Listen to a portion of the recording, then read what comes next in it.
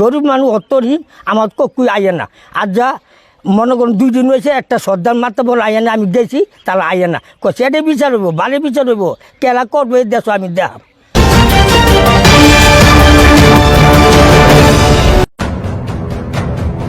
কসবার খিরনালে মাদকদ্রব্য রাখতে বাধা দেয় বাড়িঘর কুপিয়ে তছনছ আহত 2। শামীম আহমেদের তথ্যচিত্রে বিস্তারিত। ব্রাহ্মণবাড়িয়ার কসবা উপজেলার গোপীনাথপুর ইউনিয়নের খিরনাল গ্রামের বাদশা মিয়ার ছেলে সোহেল মিয়ার বাড়িতে মাদকদ্রব্য রাখতে বাধা দেওয়ায় 2 জনকে আহত সহ বাড়িঘর কুপিয়ে ভাঙচুর করে। এই অভিযোগ উঠেছে একই গ্রামের সাব্বির মিয়ার বিরুদ্ধে। ঘটনা অনুসন্ধান করে জানা যায়, গত 3 এপ্রিল বৃহস্পতিবার সকালে খিরনাল গ্রামের সেতু মিয়ার ছেলে সাব্বির মিয়া মাদকদ্রব্য নিয়ে সোহেল মিয়ার বাড়িতে রাখতে গেলে সেখানে সোহেল মিয়া বাধা প্রদান করে।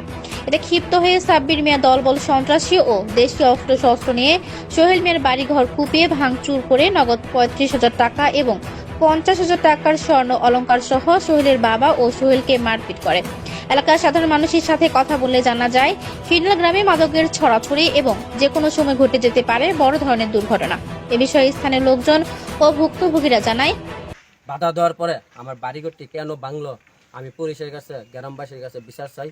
কিন্তু হ্যাঁ, মাদকের ডিলার সবাই জানে এলাকার, তো সে থেকে গ্রামবাসী থেকে খবর লন, পুরো গ্রামবাসী সমাজ দেখছে, কোবাইছে ঘর বাড়ি। আমার 2 বাড়ি, 1 বাড়ি না, আমার পুরাতন বাড়িও কোবাইছে। ঠিক আছে, মাদক কেন আমি বাধা দিলাম মাদক সেবন করার জন্য, আমার বাড়িতে এনে রাখছে। কি চাইতেছে? তো বিচার চাই প্রশাসনের কাছে, জনগণের কাছে, এটা তো আমার সুষ্ঠু বিচারটা করে দেয়।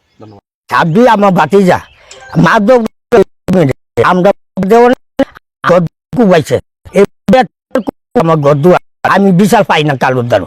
এর লাগে আমি আইনের দ্বারা গেছি, আমাদের আইনে আমার বিচার করে দিবেন। আমি গরিব মানুষ অত্তরহীন, আমার ককুই আইয়ে না। আর যা মনে করুন 2 দিন হয়েছে একটা শ্রদ্ধার মাত্রা বলে আইয়ে না, আমি গেছি তাহলে আইয়ে না সেটাই বিচার হইব, বাড়ি বিচার হইব, কেলা করবো এই দেশ আমি দেখাম।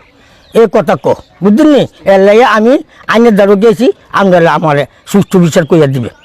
সোহেলের স্ত্রী রিনা আক্তার বাদী হয়ে কসবা থানায় অভিযোগ দায়ের করেন।